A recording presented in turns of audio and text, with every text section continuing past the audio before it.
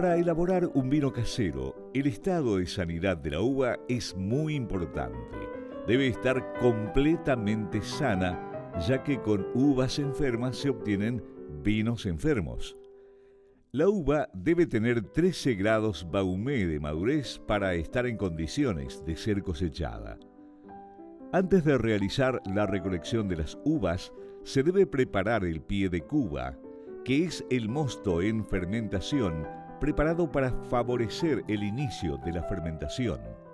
Para preparar el pie de cuba, se debe recolectar 3 días antes de la cosecha aproximadamente de 20 a 30 kilogramos de racimos sanos de uva sin hojas. Luego dejar fermentar de manera natural. La uva se debe cosechar al tercer día de preparado el pie de cuba. Para la recolección se deben utilizar los recipientes adecuados, que deben estar en perfectas condiciones higiénicas, como por ejemplo, canasto plástico, canasto de mimbre, caja de madera. La recolección debe realizarse por la mañana y la uva debe molerse después de la cosecha. Nunca dejar para el día siguiente. Luego de la recolección se realiza el proceso de molienda, que consiste en el rompimiento de los granos que permite que el jugo del interior de la uva se ponga en contacto con sus partes sólidas. Después de la molienda, sigue el proceso de incubado, donde el jugo de la uva con el ollejo se coloca en una vasija para que fermente el mosto.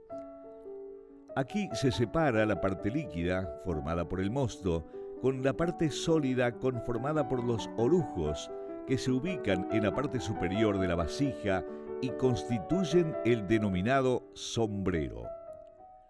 Previo a la fermentación, es conveniente realizar una corrección de la acidez del mosto. Para lograrlo, se recomienda agregar 10 cucharadas soperas de ácido tartárico cada 100 litros de mosto. Una vez corregida la acidez, se le incorpora el pie de cuba previamente preparado, y así se favorecerá la fermentación. Las levaduras y los microorganismos transforman el azúcar de la uva en alcohol etílico y se desprende gas carbónico.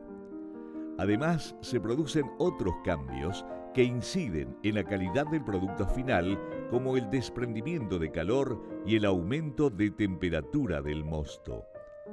Para la fermentación se pueden utilizar diferentes clases de vasijas: bidón de plástico de boca grande, tachos metálicos recubiertos con pintura epoxi o acero inoxidable, bordeliza, pipón o pipa. Antes de la elaboración del vino, las vasijas deben estar perfectamente limpias y desinfectadas. La fermentación posee 2 fases: fermentación primaria o tumultuosa, donde la vasija debe estar en un lugar fresco y a la sombra y que tiene un promedio de duración de 4 días. Durante el proceso se le agrega metabisulfito de potasio, aproximadamente 2 cucharadas para 100 litros de mosto. Además, se le agrega nutrientes de levaduras, fosfato de amonio, aproximadamente 1 cucharada para 100 litros de mosto. Durante la fermentación es muy importante controlar la temperatura. No debe superar los 26 grados centígrados en vinos tintos y 22 grados centígrados en blancos. Si supera estas temperaturas, se debe refrigerar. La temperatura de la fermentación se puede bajar aireando el mosto, enfriando la vasija por fuera con trapos mojados, enfriando por fuera de la vasija con agua, enfriando botellas de plástico previamente desinfectadas con agua congelada. Se debe sumergir las botellas frías en el recipiente dentro de la cuba con el mosto en fermentación. Este método es el más utilizado.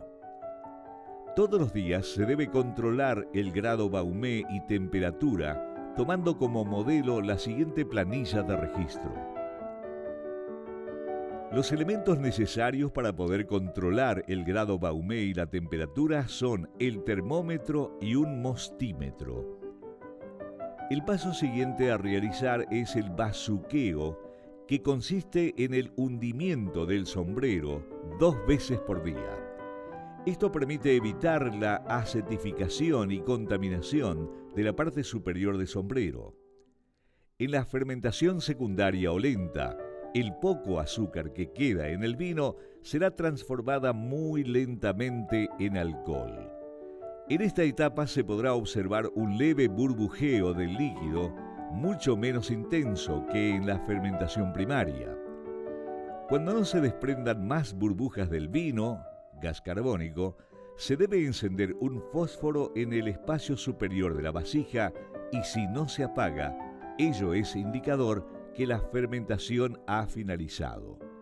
Luego hay que dejar reposar 15 días para que decanten las borras gruesas. El paso siguiente es el trasiego, donde se separan del vino las borras que se han depositado durante su reposo. En el primer trasiego, el vino se debe extraer por la parte superior del envase, cuidando que la borra quede abajo y no sea succionada por la manguera extractora del vino. Luego se debe realizar la clarificación, donde es conveniente realizar la clarificación con bentonita, que es el clarificante más utilizado, a razón de 9 cucharadas cada 100 litros de vino. Luego se debe agitar suavemente para que las partículas entren en contacto con la bentonita y dejar reposar de 7 a 10 días. Posteriormente, se debe realizar el segundo trasiego. El segundo trasiego consiste en separar el vino clarificado límpido de las borras finas precipitadas. En este proceso se extrae el vino por la parte superior del envase, cuidando de no arrastrar las borras y el clarificante, y posteriormente se debe corregir la cantidad de anhídrido sulfuroso agregando metabisulfito de potasio, a razón de 1 cucharada sopera rasa cada 100 litros de vino. El último paso consiste en rellenar las vasijas con el vino ya fermentado, que no debe desprender más burbujas. Para tapar la vasija es fundamental utilizar tapón de corcho de buena calidad y seco. Se recomienda dejar el envase 7 días a fin de que el tapón se expanda y se adapte. Luego, colocarla en posición horizontal y conservar el lugar fresco. Muchas gracias por su atención.